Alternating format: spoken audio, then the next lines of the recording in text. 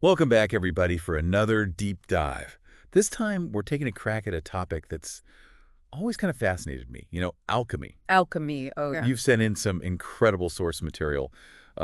This Alchemy Science Enlightenment PDF is especially interesting. So Yeah. today, we're going beyond the, pop culture image of alchemy, no bubbling cauldrons or turning lead into gold. Yeah, right. But before we go too far, maybe we can start with that whole lead into gold thing, because that's what most people think of when they hear alchemy. Yeah, I think that's the classic image a lot of people have, right? Like some guy in a dark lab hunched over a cauldron. But actually, that's a really good illustration of how alchemy's real meaning kind of gets, twisted, I So guess. it's not about like a get-rich-quick scheme. Not quite, though there were definitely some folks throughout history who thought that was the goal.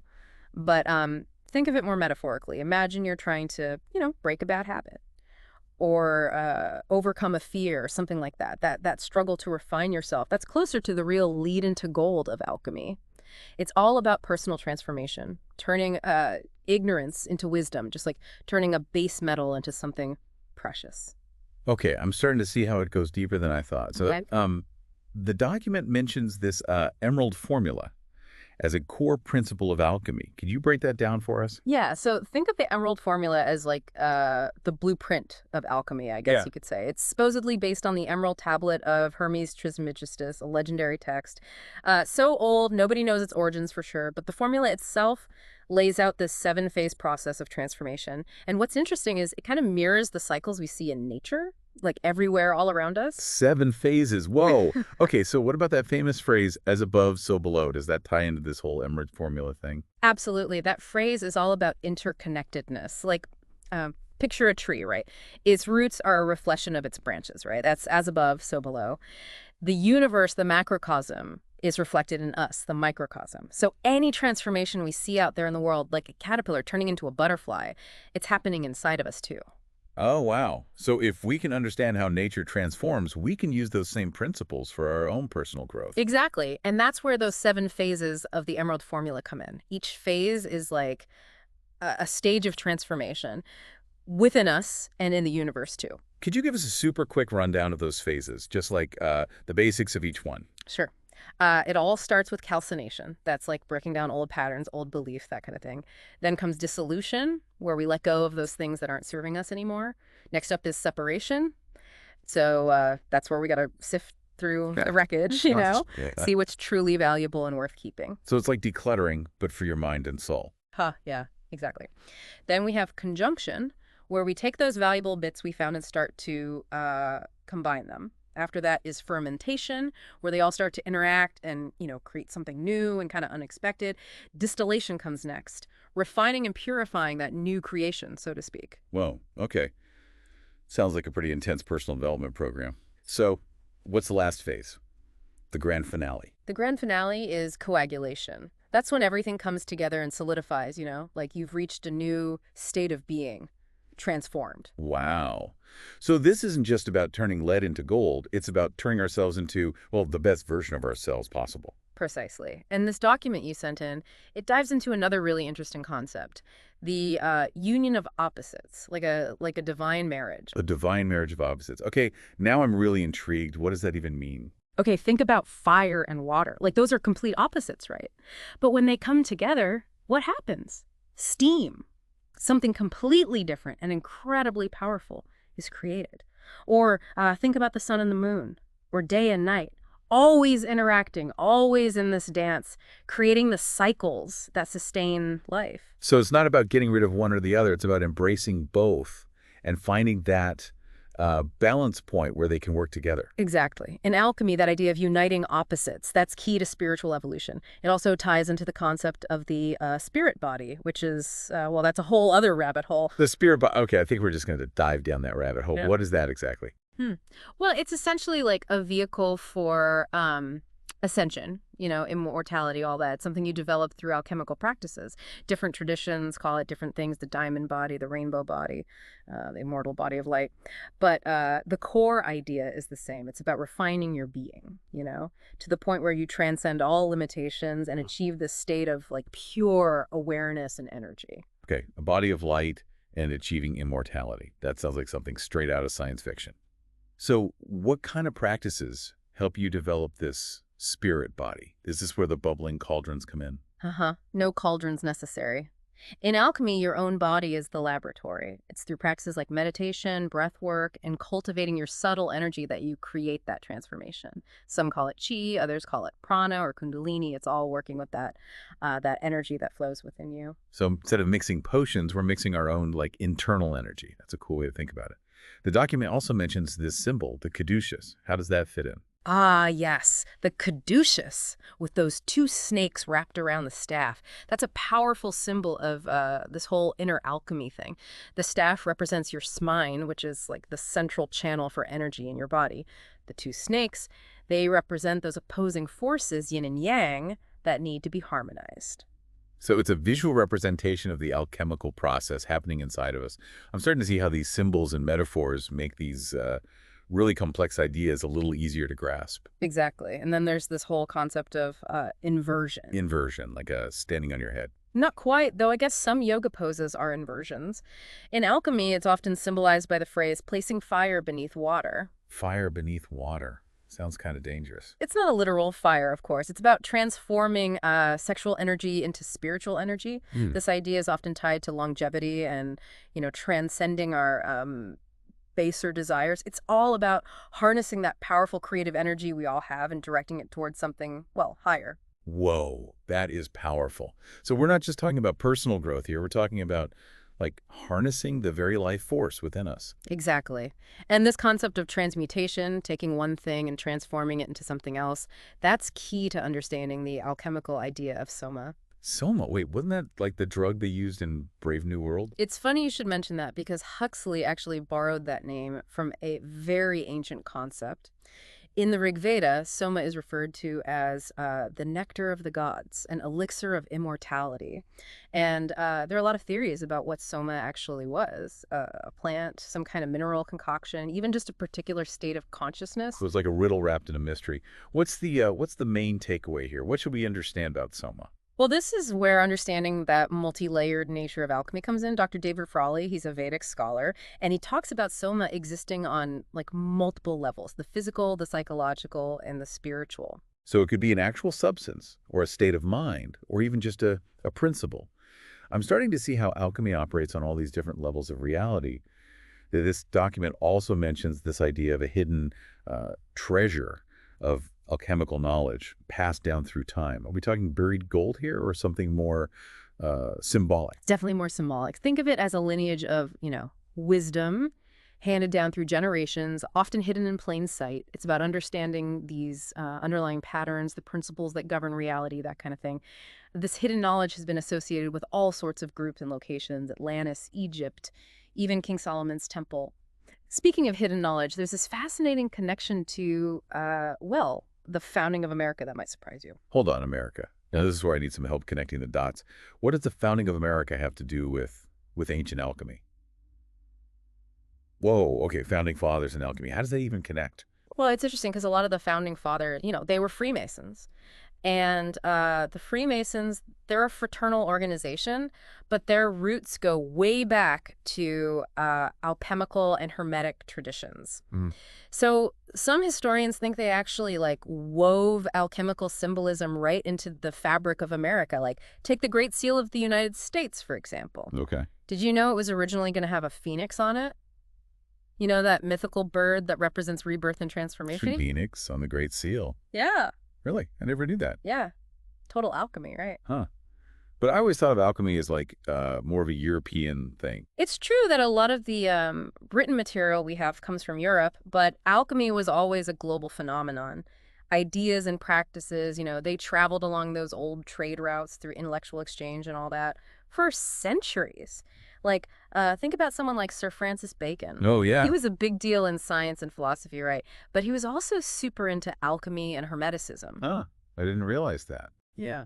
And his book, New Atlantis, well, his vision of a utopian society, a lot of people think that directly influenced the founding fathers' ideas about America. Oh, wow. So alchemy wasn't just about personal transformation. It was also about creating a better world, Yeah. a better society. Right. It was about social and political transformation, too. And those ideas, they really resonated with the founding fathers because they were trying to, create this whole new form of government, one based on freedom and enlightenment. Okay, I see.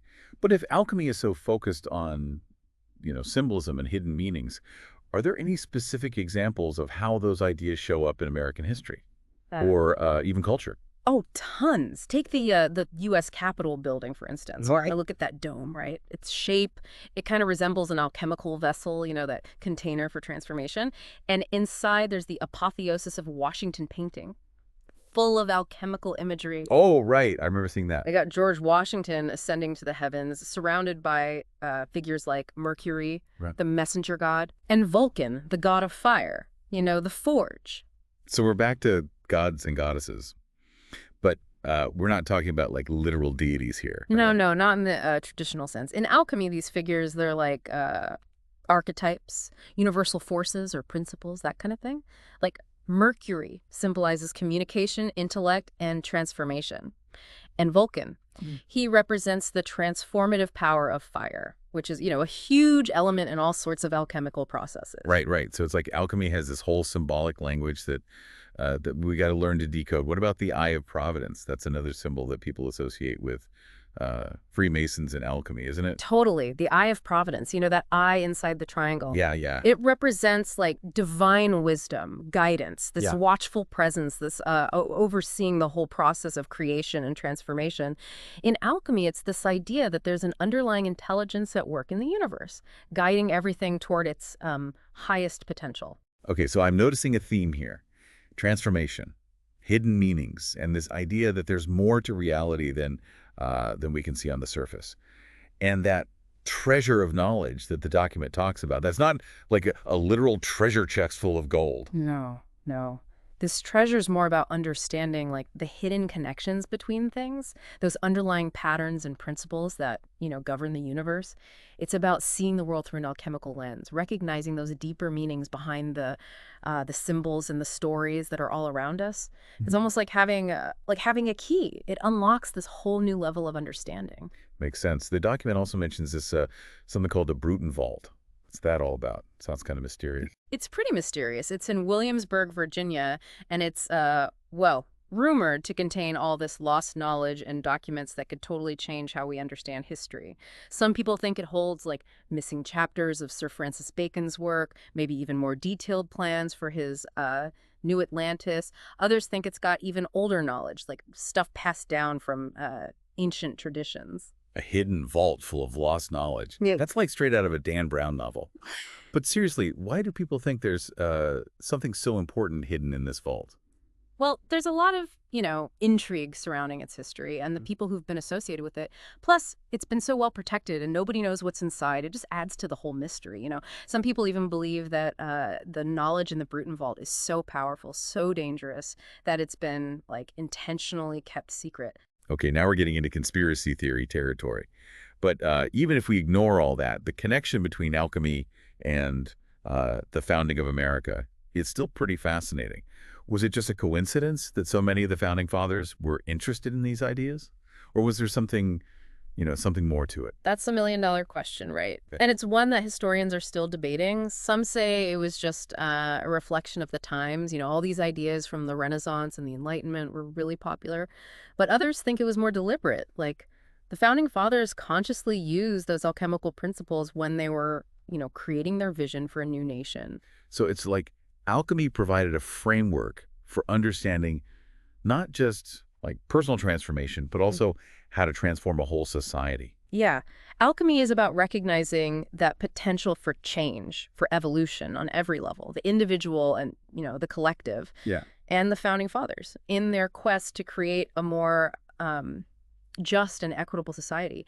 Maybe they found inspiration in those alchemical ideas, transforming something base into something precious, something new, something better. Wow, this whole idea of America being founded on alchemical principles is, it's a lot to take in. Right. It makes you think about history in a whole new way. It really does. And this brings us to a really important point. Alchemy isn't just about ancient secrets or, hidden symbols. It's a way of seeing the world, a way of understanding our own potential for transformation and growth. So it's not just about decoding those old texts or finding some hidden vault full of knowledge. It's Yeah. about actually applying these principles in our own lives. Exactly. The real treasure of alchemy. It's not an object or a location. It's inside each of us. It's about cultivating that inner potential, refining our character, and helping to transform the world around us. Beautiful. Yeah. So even if we never figure out what's in the Bruton Vault, we can still start our own alchemical journey. Absolutely. That path to transformation is open to everyone. It's all about cultivating awareness, embracing change, and striving for our highest potential. This whole deep dive has really opened my eyes to the deeper side of alchemy. I started out thinking it was all magic and mystery, but now I see all this wisdom it has to offer. And speaking of which, the document you said mentioned a resurgence of interest in alchemy, Right. in modern times. Is that right? It's pretty wild to think about alchemy making a comeback. Yeah. I always thought of it as this thing of the past, Yeah. but I guess good ideas never really go away. Right. I think it's tapping into something really deep that people are searching for these days. Like we're living in a time of, constant change, uncertainty everywhere you look, and people, I think they're just looking for ways to make sense of it all, find meaning, find their purpose. And alchemy, Yeah. with its emphasis on transformation and self-realization, it kind of provides a path forward, I think. So it's not just dusty old books and secret handshakes anymore. No way. I mean, yeah, there are definitely still folks studying those traditional texts and, doing those old school practices. Yeah. But there's also this whole new wave of people who are taking those alchemical principles and integrating them into their everyday lives, Right. using those ideas to improve their relationships, boost their creativity, connect more deeply with themselves and the world around them. Okay, so can you give me an example? What does that actually look like? Well, it can take all sorts of forms. Some people are into alchemical herbalism, using plants and natural remedies to, support healing and transformation. Others are exploring alchemical art therapy, using creative expression as a way to tap into the subconscious, process emotions, that kind of thing. And some folks are even weaving those alchemical principles into their yoga or meditation practices, seeing the body as the alchemical vessel and the breath as the transformative fire. So modern alchemy is less about literally transmuting lead into gold and more Yeah. about using those ideas as a framework for personal growth, Yeah. self-discovery. Exactly. It's all about realizing that each of us has this incredible transformative power inside. And we can use that power to create positive change in our own lives and in the world around us. And what's even cooler, I think, is that some of those ancient alchemical concepts are starting to resonate with, modern science. Wait, really? Science and alchemy? Finding common ground? Yeah. Think about quantum physics, for example. It's challenging everything we thought we knew about reality. It's saying everything's connected, and that consciousness actually plays a role in shaping the physical world. Mhm. And those ideas, they're actually pretty similar to some of the core principles of alchemy, like how everything's interconnected and the mind's power to influence matter. So the line between science and spirituality is getting kind of blurry. I think so. As science delves deeper into, the mysteries of the universe, it's Right. running into concepts that mystics and alchemists have been exploring for centuries. It's almost like we're coming full circle, rediscovering ancient wisdom through a modern lens. That's mind-blowing. It makes you wonder what other secrets are out there just waiting to be rediscovered. Right. And I think that's part of what makes alchemy so fascinating. It makes us question our assumptions, look beyond the surface of things, and, explore all those hidden dimensions of reality. It reminds us that there's always more to learn, more to discover, more to become. Well, this deep dive has definitely been quite a journey. I came in thinking it was all about magic and mystery, but I'm leaving with a whole new appreciation for the wisdom and the insights that alchemy has to offer. And that's the beauty of it, right? It's not just a bunch of old stories and rituals. It's a living tradition. It's still evolving, still inspiring people. It's a path of self-discovery, a journey of transformation, and a reminder that we all have that potential to create something truly amazing within ourselves and in the world. So well said. If someone's feeling inspired to start their own alchemical journey, where should they begin? Love the document you sent. That's a great place to start. It has this awesome resource list. There's some great books by Robert Cox, David Spess, and Mantak Chia. You're right. They offer all these different perspectives on alchemy, from, the philosophical to the practical. I'd also suggest exploring different traditions and practices: yoga, meditation, art therapy, herbalism, whatever speaks to you. The important thing is to approach it with an open mind and be willing to experiment, see what works for you. That's great advice. And hey, maybe along the way we'll even uncover some of those hidden secrets and mysteries that have kept alchemists busy for Yeah, centuries. because Ernie's just beginning. Couldn't have said it better myself. And to all our listeners out there, thanks for joining us on this deep dive into the heart of alchemy. We hope you've enjoyed the journey. Thanks for having me.